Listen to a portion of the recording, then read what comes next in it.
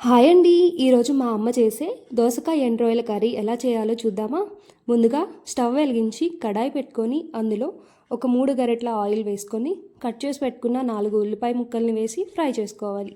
అవి కొంచెం ఫ్రై అయ్యాక కడిగి పెట్టుకున్న గుప్పెడు ఎండు రొయ్యలు వేసుకొని అందులోనే కట్ చేసి పెట్టుకున్న 4 పచ్చిమిర్చి కూడా వేసుకొని ఫ్రై చేసుకోవాలి.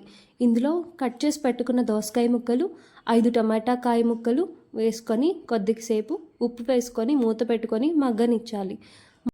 దోసకాయలు టమాటాలు బాగా మగ్గిపోయిన తర్వాత కొంచెం పసుపు, ఒక 2 స్పూన్స్ కారం వేసుకొని ఫ్రై చేసుకొని ఇందులోనే ఒక 2 గ్లాసెస్ ఆఫ్ వాటర్ వేసుకొని మూత పెట్టుకొని కూసేపు దగ్గరికి అవనివ్వాలి.